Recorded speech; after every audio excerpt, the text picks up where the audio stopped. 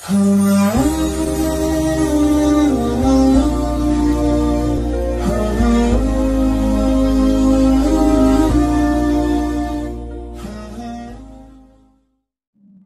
sungguh Allah itu mencintai orang yang senantiasa mau tobat. Tobat, tobat, tobat. Mata saya pernah salah, saya tobat. Telinga saya pernah keliru dengar, saya tobat. Lisan saya pernah salah, saya tobat. Terus Anda terfikir untuk hijrah dari yang kurang baik pada yang baik. Ingat pesan saya ya, ketika Anda terbersit ingin berubah jadi lebih baik, di situ Anda mendapatkan anugerah tertinggi yang tak ternilai. Anda sedang dicintai oleh Allah Subhanahu wa Ta'ala. Karena itu tolong jangan gadaikan cinta Allah dengan dunia. Itu nggak ada tandingannya. Kalau Anda kemudian akan berubah jadi baik dan harus berhadapan dengan meninggalkan dunia Anda, demi Allah kalau saya boleh sarankan, pilih cinta Allah. Ketika Anda dicintai oleh Allah, maka semua akan mengikuti dalam kehidupan Anda. Siapa yang punya dunia? Allah. Siapa yang punya materi? Allah. Siapa yang punya kesembuhan? Allah. Siapa yang punya obatnya? Allah. Siapa yang punya semesta? Allah. Jadi ketika Anda ikuti hukum Allah, Anda mendapatkan cintanya, maka semua yang terkait dengan dunia, Anda akan mendapatinya. Tapi kalau Anda pilih dunia, maka dunia jadi besar di hadapan Anda, cinta Allah akan jauh dari Anda. Demi Allah saya katakan, saya beri rumus cepat ya, ini rahasia kedua yang saya sampaikan di antara kita saja. Lihat baik-baik. Orang taubat, ciri pertamanya istighfar.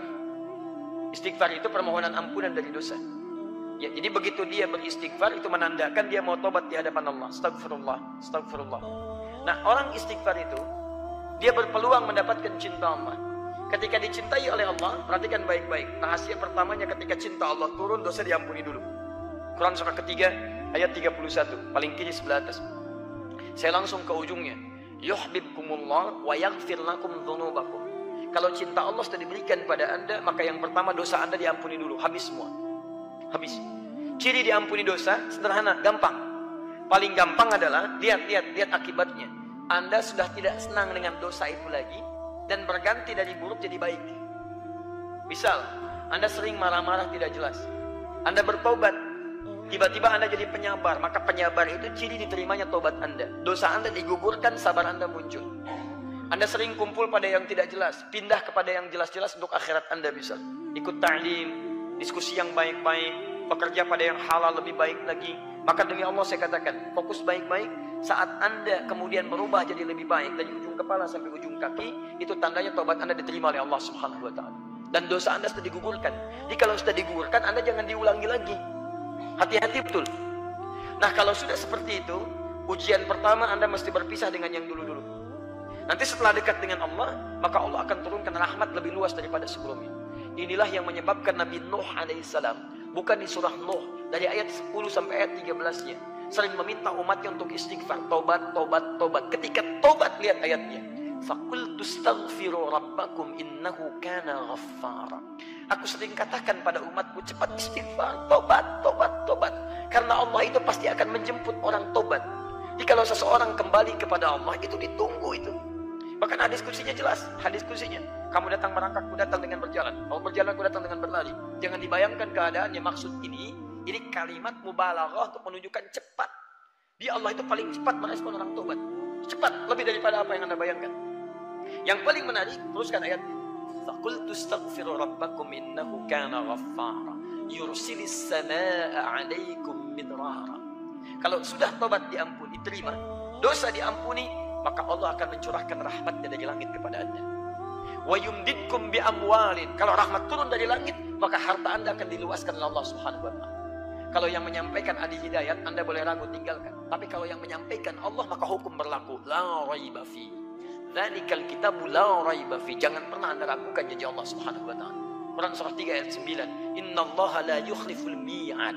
Allah enggak mungkin, mustahil mengingkari janjinya. Allah yang janji pada kita. Kata Allah, kamu tobat, saya curahkan rahmat dari langit. Begitu rahmat turun, rahmat kan 3 bentuknya. Pertama, solusi dari masalah. Quran surah kedua Al-Baqarah ayat 155 sampai 157. Masalahnya di 155, sabarnya 156, rahmatnya 157. Paling kiri sebelah atas. Ulaika 'alaihim salawatun min rabbihim wa rahmah. Ada hamba Allah yang ketika mendapatkan ujian, masalah dalam hidup, diberikan rahmat oleh Allah. Ketika rahmat turun, wa ulaika humul muhtadun. Mereka mendapatkan solusi dari masalahnya, selesai urusannya. Bahkan ada orang yang belum dapat masalah, sudah selesai masalahnya. Bukan gak punya masalah, tapi masalahnya diringankan oleh Allah. Sama-sama dapat dan masalahnya serupa. Orang ini punya masalah, dia punya masalah. Bisa orang itu larut dalam kesedihan, orang ini santai aja. Silakan cek. Dan banyak hamba-hamba Allah Subhanahu wa taala bukan nggak punya masalah, tapi masalahnya banyak cuma diringankan oleh Allah. Silakan lihat para ustaz, masalahnya lebih banyak daripada antum. Tuh masalah semua tuh pertanyaan. Masalah punya antum yang mikirin ustaz. Dia itu luar biasa gitu kan. Tapi lihat yang lain-lain, Masya Allah. Demi Allah saya katakan, Anda mendapatkan ini rahmat turun. Kedua, ampunan dari semua dosa yang berlebih. Quran surah ke-39 ayat 53. Qul ya ibadiyalladzina asrafu ala anfusihim la taqnatu min rahmatillah.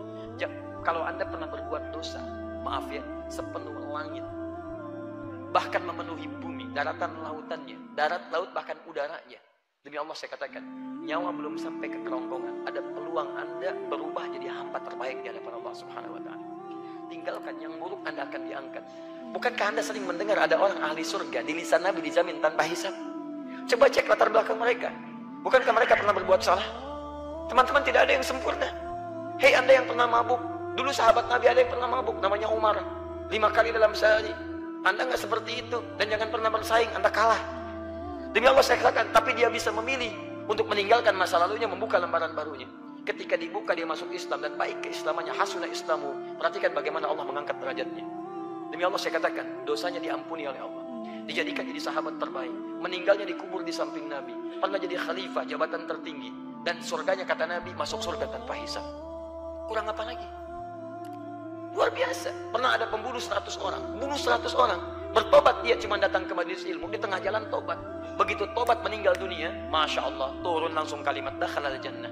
Langkahnya menggugurkan dosanya ketika bertobat, setiap depaknya dihitung sebagai pahala. Ketika dosanya gugur, pahalanya muncul, apa yang terjadi? Dakhalal jannah, masuk surga, padahal pernah bunuh 100 orang.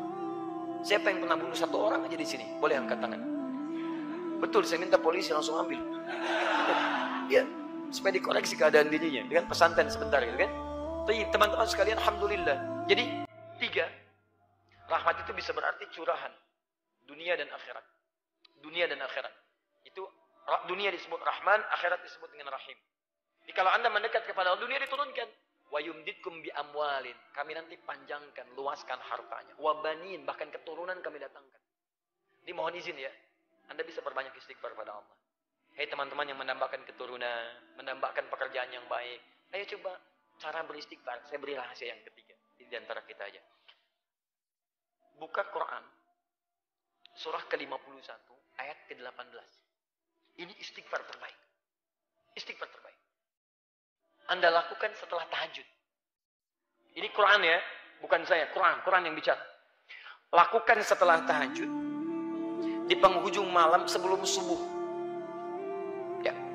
Di Anda tahajud dulu, karena ayatnya terangkai dengan tahajud. Anda harus tahajud dulu. Mulai tahajudnya di ayat ke-15, 16, 17.